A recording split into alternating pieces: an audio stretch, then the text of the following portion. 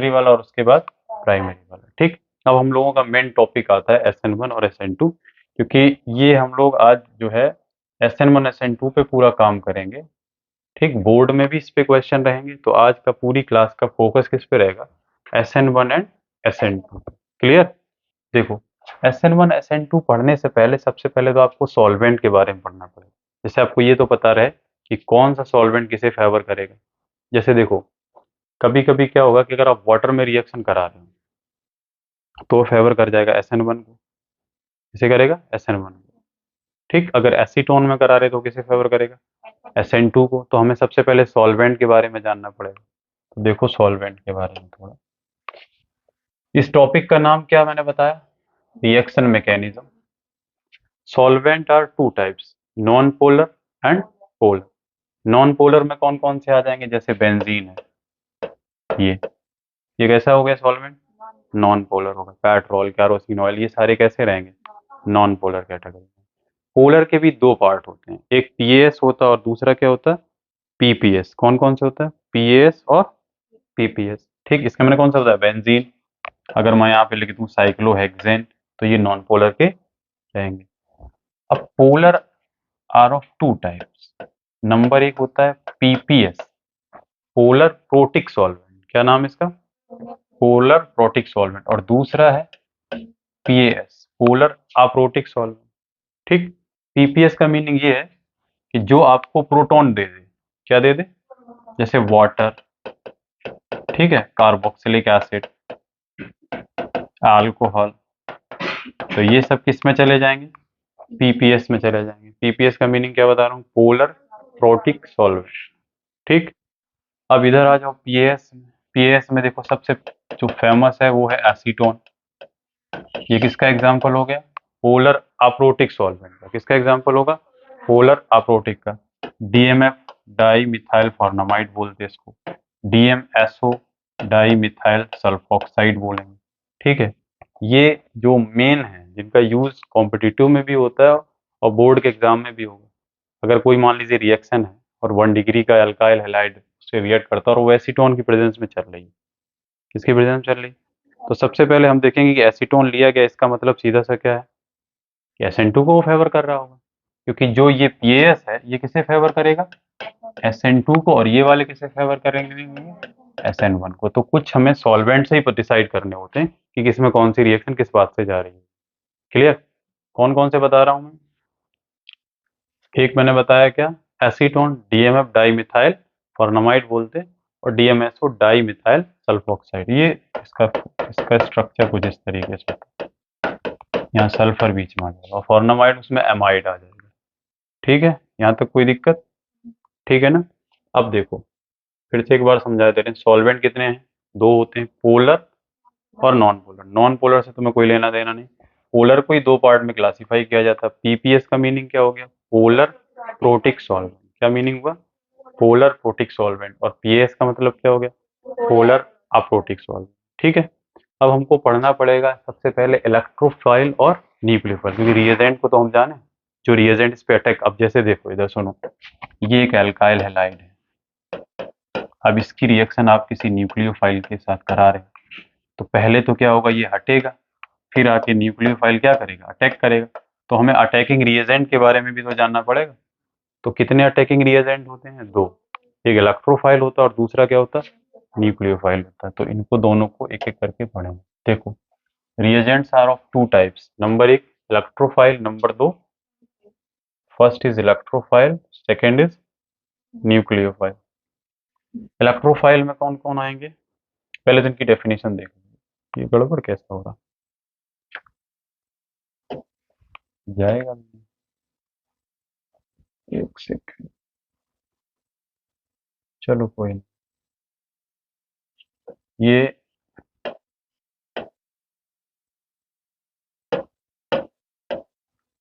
एक यहाँ पर क्या है, इलेक्ट्रोफाइल, और दूसरा क्या है, न्यूक्लियोफिलिक। इनके नाम क्या है, इलेक्ट्रोफिलिक और न्यूक्लियोफिलिक। तो एक एक को जरा समझो। इलेक्ट्रोफिलिक का मीनिंग ये है, अभी हम लोगों ने पीछे पढ़ा, जिन पर इलेक्ट्रॉन की डेफिशिएंसी, जैसे कार्बोकेटाइन। इलेक्ट्रॉन की डेफिशिएंसी का मीनिंग इस पे चार्ज कैसा रहेगा, पॉजिटिव रहेगा।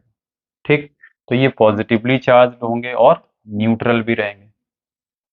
इलेक्ट्रॉन पेयर एक्सेप्टर होंगे, ये इनकी डेफिनेशन है। अब इनके एग्जांपल देखो, जैसे सबसे पहले तो हम पॉजिटिवली चार्ज वाले देखते हैं। पॉजिटिवली चार्ज देखो, जैसे CH3, इस पर चार्ज कैसा है? पॉजिटिव। अब CH3 की जगह यहाँ पर हम R प्लस लिख सकते हैं। R का मतलब समझते हो? R का मतलब होता है कोई भी अल्काइल ग्रुप हो जिसका जनरल फॉर्मूला क्या होगा? CnH2n plus 1। यहाँ मिथाइल, इथाइल, प्रोपाइल, ब्यूटाइल, ये सारे आते रहेंगे। यहाँ हेलोजन प्लस भी आ जाएगा, Cl plus, Br plus, I plus, ये भी किसकी तरह बिहेव करेंगे? पर एक चीज ध्यान रखना, ये कभी मत दिमाग में रखना कि all positively charge species having electrophilic character, ऐसा नहीं है। कुछ ऐसे होंगे जिन पर पॉजिटिव चार्ज होगा, उसके बावजूद भी वो इलेक्ट्रोफाइल नहीं होंगे। जैसे एग्जांपल मैं आपको बताता हूँ, मैं ये नहीं कह रहा हूँ कि all positively charge species having electrophilic character. मान लीजिए Na+ ले लिया हमने। अब Na+ का आप कॉन्फ़िगरेशन करिए, क्या आएगा? 2,8। तो इसका ऑक्टेट तो कंप्लीट है। क्या इस पे इलेक्ट्रॉन की डेफिशिएंसी है? जब इलेक्ट्रॉन की डेफिशिएंसी नहीं है तो फिर ये इलेक्ट्रोफाइल नहीं होगा। इलेक्ट्रोफाइल का मीनिंग ये है कि उस पर इलेक्ट्रॉन की डेफिशिएंसी हो, ठीक है ना? तो ऐसे भी कुछ स्पीसीज होंगे जिन पर पॉजिटिव चार्ज होगा लेकिन उनका ऑक्टेट कैसा होगा? कंप्लीट होगा। तो जिनका ऑक्टेट कंप्लीट हो गया तो उस पे उसको हम इलेक्ट्रोफाइल नहीं कह सकते। ठीक, तो कौन कौन से हुए? R+ में यह आ जाएगा। यहाँ जैसे H+ लिख दिया जाए तो H+ पे इलेक्ट्रॉन की डिफिशियंसी है, एक पेयर को ये एक्सेप्ट कर सकता है, जो इलेक्ट्रॉन पेयर एक्सेप्टर होगा। अच्छा, जो इलेक्ट्रॉन पेयर एक्सेप्टर होता है वो किसकी तरह बिहेव कर सकता है? अभी हमने पीछे बताया, लुईस एसिड की तरह बिहेव कर सकता है। किसकी तरह करेगा? अब SN1 और SN2 में नाम से ही लिख रहा है आपको, सब्स्टिट्यूशन किसके लिए हो रहा है? न्यूक्लियोफिलिक। तो हमें इलेक्ट्रोफाइल के बारे में इधर जानना नहीं है। अच्छा, न्यूट्रल कौन कौन से होंगे? न्यूट्रल भी देख लो। न्यूट्रल में कौन कौन से आ जाएंगे? देखो, सबसे पहले AlCl3। अब ये इलेक्ट्रोफाइल क्यों है? इसका रीजन क्या है? एल्यूमिनियम का एटॉमिक नंबर कितना होता है? 13। अगर हम इसका क्लासिफिकेशन करें तो इसके आउटर में कितने इलेक्ट्रॉन है? 3 इलेक्ट्रॉन। और कितने Cl है? 3। तो टोटल कितने हो गए भाई? 3 इलेक्ट्रॉन इसके पास है, 3 Cl से मिल गए, तो टोटल नंबर ऑफ इलेक्ट्रॉन कितने हो गए? 6। अगर इसके पास 6 इलेक्ट्रॉन हैं तो इस पर इलेक्ट्रॉन की क्या है? डिफिशियंसी है। इसका मतलब ये क्या हो गया? इलेक्ट्रोफाइल हो गया। क्या हो गया? ये इलेक्ट्रोफाइल हो गया। BCl3, BF3, इसी में आएगा आपका FeCl3, ठीक है, ZnCl2। ये सब क्या आ जाएंगे? ये सारे न्यूट्रल होंगे जो कैसे हैं? इसकी तरह बिहेव कर रहे हैं, इलेक्ट्रोफिलिक। तो इलेक्ट्रोफिलिक का मीनिंग क्या है? कि इलेक्ट्रॉन पेयर एक्सेप्टर हो या इलेक्ट्रॉन की क्या होनी चाहिए उस पर? डिफिशियंसी। और पॉजिटिवली चार्ज भी हो सकता है, न्यूट्रल भी हो सकता है। ठीक है, कोई दिक्कत यहाँ? पर एक बात दिमाग में रखनी कि ऑल पॉजिटिवली चार्ज नॉट, ऐसा नहीं कि all positively charge species having electrophilic character, ऐसा नहीं होगा। ठीक, अब न्यूक्लियोफाइल पे आओ जरा सा। इस पे थोड़ा सा ज्यादा काम करना, तो इसको अच्छे से देखना। न्यूक्लियोफाइल को हम रिप्रेजेंट किससे करा करेंगे? Nu-, क्योंकि N को तो हम नाइट्रोजन कहते हैं। अब Nu- में सबसे पहले क्या आएगा? Electron rich. कैसा होना चाहिए? इलेक्ट्रॉन रिच का मतलब जिस पर इलेक्ट्रॉन की क्या हो? एक्सेस रहे, जिसके पास लोन पेयर के इलेक्ट्रॉन। नीचे लिखा है निगेटिवली चार्ज हो, और कैसा होना चाहिए? या तो वो न्यूट्रल हो, इलेक्ट्रॉन पेयर डोनर हो, वो इलेक्ट्रॉन पेयर को क्या कर रहा हो? डोनेट कर रहा हो। अब इसमें एग्जाम्पल में कौन कौन से आ जाएंगे? NH2-, OH-, ठीक है, यहाँ Cl-, Br-, ठीक है, और ये निगेटिवली चार्ज, जितने भी निगेटिवली चार्ज होंगे वो सब किस में आ जाएंगे? न्यूक्लियोफाइल में। अब न्यूट्रल में कौन कौन से हो सकते हैं? जैसे अमोनिया ले लें। अब नाइट्रोजन के पास कितने इलेक्ट्रॉन होते हैं? 5। 3 की यहाँ से क्या हो रही है? शेयरिंग। तो कितने बचे इसके पास? 2। तो जिनके पास लोन पेयर का इलेक्ट्रॉन होगा वो किसकी तरह बिहेव करेगा? किसकी तरह बिहेव करेगा? न्यूक्लियोफाइल। जैसे वाटर, तो वाटर क्या हो गया? एक न्यूक्लियोफाइल। फॉस्फीन, ये भी क्या हो गया? न्यूक्लियोफाइल। ठीक है, यानी जिसके पास में क्या होना चाहिए? लोन पेयर का इलेक्ट्रॉन होना चाहिए। साइनाइड Cn- किस में आ जाएगा? ये ऊपर चला जाएगा, तो निगेटिवली चार्ज। तो जिसके पास लोन पेयर का इलेक्ट्रॉन होगा वो किसकी तरह बिहेव करेगा, न्यूक्लियोफाइल। जैसे ईथर ले लें हम, ईथर, तो ईथर के पास क्या है, लोन पेयर का इलेक्ट्रॉन है, तो ये किसकी तरह बिहेव कर रहा है, न्यूक्लियोफाइल की तरह बिहेव कर रहा है। अल्कोहल, अल्कोहल में भी ऑक्सीजन के पास लोन पेयर का इलेक्ट्रॉन होता है, तो ये किसकी तरह बिहेव करेगा, न्यूक्लियोफाइल। तो बात समझ में आई। सबसे पहले इलेक्ट्रोफाइल न्यूक्लियोफाइल क्या है। इलेक्ट्रोफाइल का मीनिंग क्या हो गया, जिस पर इलेक्ट्रॉन की क्या हो, डेफिशिएंसी। ठीक, इलेक्ट्रोफाइल मीन्स, इलेक्ट्रो मीन्स होता है इलेक्ट्रॉन, फाइल मीन्स होता है लविंग, जो इलेक्ट्रॉन को अट्रैक्ट करे। और जो इलेक्ट्रॉन सीकिंग स्पीसीज है वो क्या हो जाएगा, न्यूक्लियो ये इलेक्ट्रोफाइल। समझ पा रहे हो मेरी बात, ध्यान से सुनो। इलेक्ट्रोफाइल को थोड़ा सा, इलेक्ट्रो मीन्स क्या होता है इलेक्ट्रॉन, फाइल मीन्स क्या होता है लविंग, जो इलेक्ट्रॉन को अपनी तरफ क्या करे, अट्रैक्ट करे। और इलेक्ट्रॉन को तो वही अपनी तरफ अट्रैक्ट कर सकता है जिस पर इलेक्ट्रॉन की डेफिशिएंसी हो, तो वो इलेक्ट्रोफाइल रहेंगे। अच्छा, इलेक्ट्रोफाइल और के बारे में कोई SN1 SN2 में यूज नहीं है, सिर्फ किसके बारे में यूज किया जाएगा, न्यूक्लियोफाइल के बारे में। तो न्यूक्लियोफाइल अच्छे से समझ लो। अच्छा, अब देखो न्यूक्लियोफाइल में दो तीन चीजें और जाननी पड़ेगी। क्या जानना पड़ेगा, पहली चीज तो ये कि कौन सा न्यूक्लियोफाइल स्ट्रॉन्ग है, कौन सा वीक है। क्योंकि जो स्ट्रॉन्ग न्यूक्लियोफाइल है वो फेवर करेंगे SN2 को, किसे करेंगे, और जो वीक न्यूक्लियोफाइल है वो किसे फेवर करेंगे, SN1 को। तो सबसे पहले तो हमें ये जानना पड़ेगा कि कौन सा स्ट्रॉन्ग है और कौन सा वीक है। ठीक, देखो कई ऐसे पाथ होते हैं जैसे डिसाइड किया जाता है कि रिएक्शन की मैकेनिज्म किस पाथ से जाएगी। दोनों की मैकेनिज्म डिफरेंट टाइप की होती है। पहले तो हम डिग्री देखते हैं, डिग्री से अगर नहीं डिसाइड हो पा रहा तो सॉल्वेंट देखते हैं, सॉल्वेंट से भी नहीं डिसाइड हो पा रहा तो फिर न्यूक्लियोफाइल देखते हैं। क्या देखेंगे, न्यूक्लियोफाइल। स्ट्रॉन्ग न्यूक्लियोफाइल किसे फेवर करेगा, SN2 को, और वीक किसे करेगा, SN1 को। बात समझ रहे हैं यहाँ तक, कोई दिक्कत। ठीक, तो अब हम लोग क्या करेंगे, न्यूक्लियोफिलिसिटी चेक करेंगे। किसे चेक करेंगे, इसको नहीं पहले पढ़ लो जरा, देखो। न्यूक्लियोफिलिसिटी में सबसे पहला नंबर आता है इलेक्ट्रॉन डेंसिटी। इससे मतलब है इलेक्ट्रॉन डेंसिटी। इसका मीनिंग क्या है कि जैसे मान लो एक चार्ज न्यूक्लियोफाइल है OH माइनस और एक वाटर न्यूट्रल है, बोला जाए इन दोनों में किसकी न्यूक्लियोफिलिसिटी ज्यादा होगी। तो जो इलेक्ट्रॉन डेंसिटी, जिस स्पीसीज की इलेक्ट्रॉन डेंसिटी ज्यादा है, क्या ज्यादा है, अगर इलेक्ट्रॉन डेंसिटी ज्यादा है तो उसकी न्यूक्लियोफिलिसिटी भी क्या होगी, हाई होगी। इन दोनों में बताओ कहाँ पे ज्यादा इलेक्ट्रॉन डेंसिटी, OH माइनस में, तो इसका ज्यादा होगा। समझ रहे, न्यूक्लियोफिलिसिटी का पहला पॉइंट क्या है, electron density. If electron density increases then nucleophilicity increase. Nucleophilicity मतलब है इलेक्ट्रॉन डोनेट करने की पावर। तो इसमें OH और वाटर, इन दोनों में अच्छा न्यूक्लियोफाइल कौन होगा, OH। अगर हम यहाँ लिख दें NH2 माइनस और यहाँ लिख दें NH3, तो इसमें कौन अच्छा होगा, NH2 माइनस होगा। ठीक है, अगर न्यूक्लियोफिलिसिटी किस पे डिपेंड करेगी, इलेक्ट्रॉन डेंसिटी पर। If electron density increases then nucleophilicity is also increase. Example में ये दोनों याद रखना। दूसरा क्या लिखा हुआ, इलेक्ट्रोनेगेटिविटी। इसका मीनिंग क्या है कि इफ इलेक्ट्रोनेगेटिविटी इंक्रीजेस, क्या बढ़ेगी, electronegativity, then nucleophilicity decreases. But this rule is applicable only on period. किसमें एप्लीकेबल होगा, पीरियड। किसमें एप्लीकेबल होगा, पीरियड।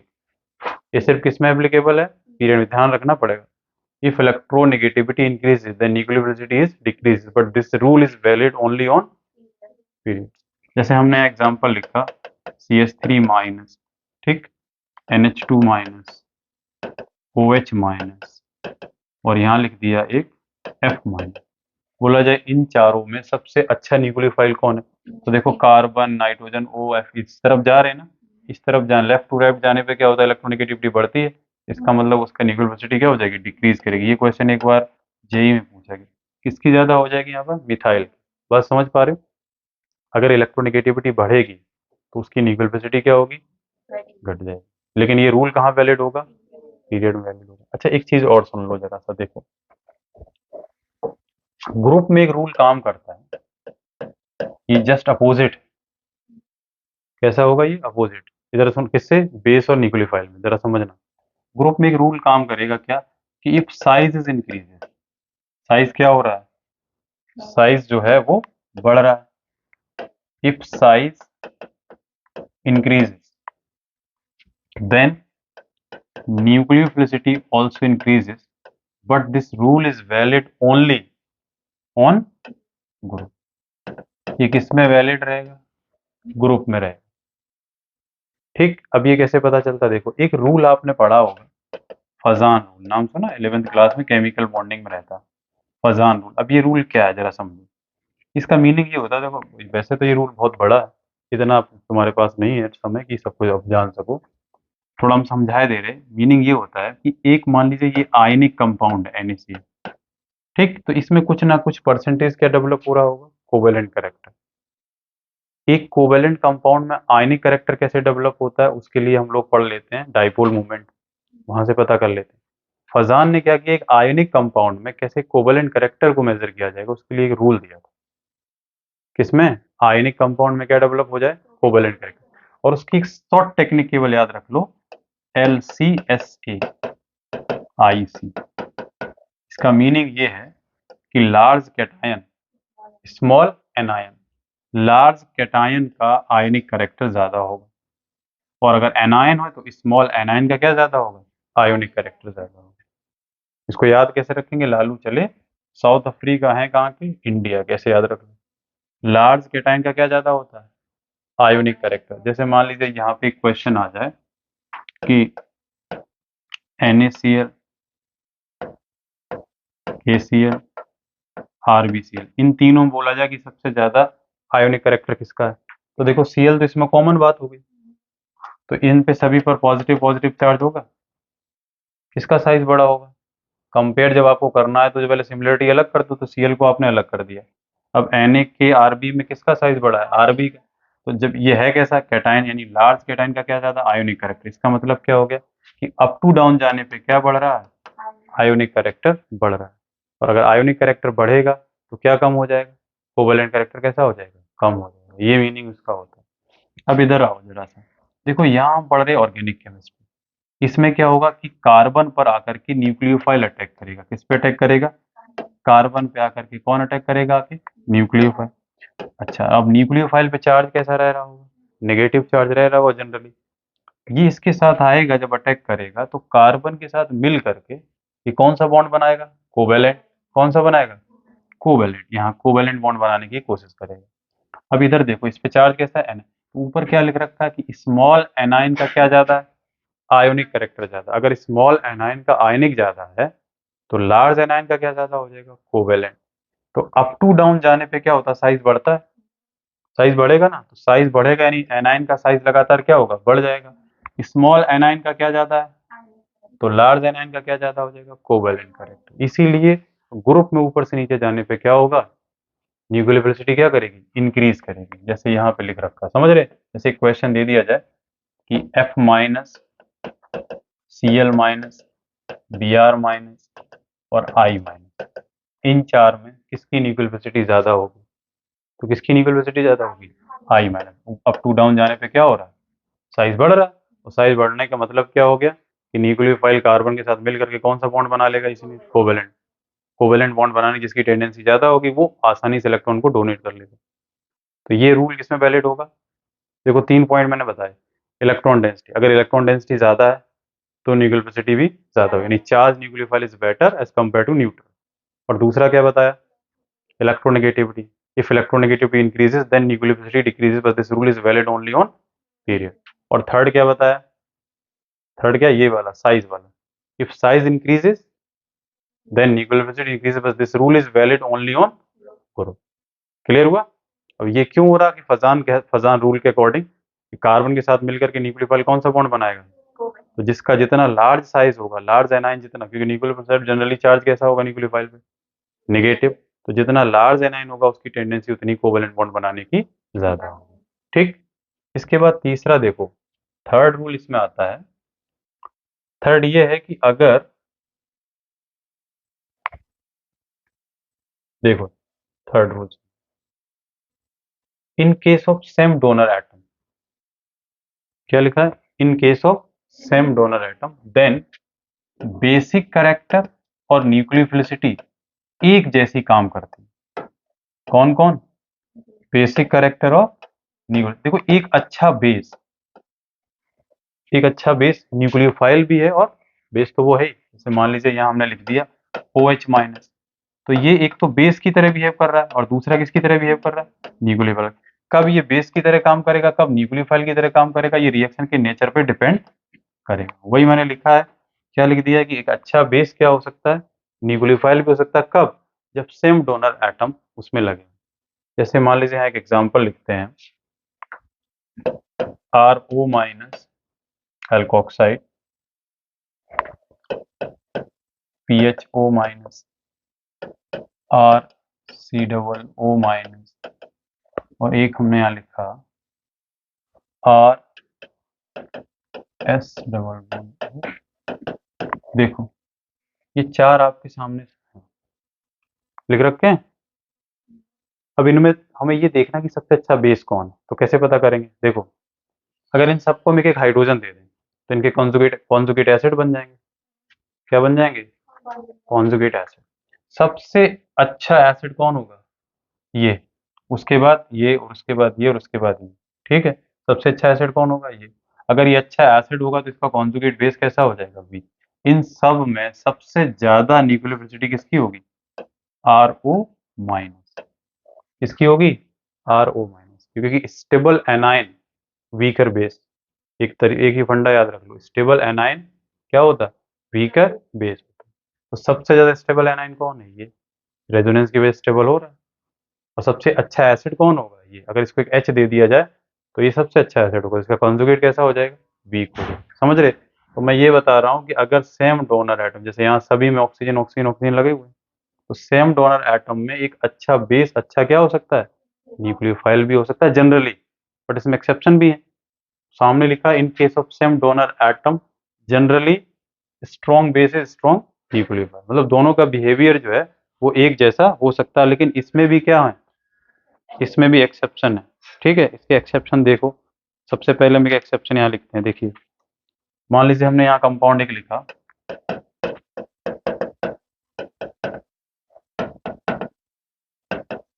ये सामने, ठीक, और यहाँ पे लिख दिया हमने CH3O माइनस। अब देखो, ये फर्स्ट है और ये क्या है? सेकेंड। यहाँ पर इतने बड़े बड़े ग्रुप लगे हुए हैं, तो इस न्यूक्लियोफाइल को अटैक करने में क्या होगी? प्रॉब्लम। तो इन दोनों में सबसे अच्छी न्यूक्लियोफिलिसिटी किसकी रहेगी? सेकेंड की रहेगी। किससे? लेकिन अगर हम बेसिक कैरेक्टर की बात करें तो किसकी ज्यादा है बेसिक कैरेक्टर? फर्स्ट की ज्यादा है। किससे? सेकेंड। तो ये इसके क्या दिए गए हैं? एक्सेप्शन भी है। लेकिन वो तब होंगे जब कोई स्टेरिक हिंड्रेंस डोमिनेंट हो जाए। स्टेरिक हिंड्रेंस का मतलब होता है बड़े बड़े ग्रुप लग जाए। जैसे मान लो एक यहाँ पर हमने कंपाउंड लिखा pyridine, पायरीडीन, और यहाँ पर इस तरीके से नाइट्रोजन लेके और यहाँ 3 मिथाइल ग्रुप ऐसे लगा दिए। ठीक, तो इन दोनों में ये फर्स्ट है, ये सेकेंड है, न्यूक्लियोफिलिसिटी किसकी ज्यादा होगी? सेकेंड की। लेकिन बेसिक कैरेक्टर किसका ज्यादा होगा? फर्स्ट की। तो ये कुछ इसमें एक्सेप्शन है। तो आप जनरली डायरेक्ट ये नहीं कह सकते हो कि एक अच्छा बेस अच्छा न्यूक्लियोफाइल है। हो सकता है वो अच्छा भी हो सकता है वो बैड भी हो जाए। तो दोनों में एक दूसरे को डायरेक्ट रिलेट नहीं कराया जा सकता। ठीक है, तो ये जनरल चीजें थी जो मैंने आपको बताई। इसमें क्या क्या याद रखना कि जो स्ट्रॉन्ग न्यूक्लियोफाइल है वो किसे फेवर करा करेगा? SN2 को। वीक किसे करेगा? SN1 को। क्लियर? बात समझ रहे हो ना यहाँ तक? अब देखो, SN1 रिएक्शन यहाँ से स्टार्ट करते हैं। ठीक,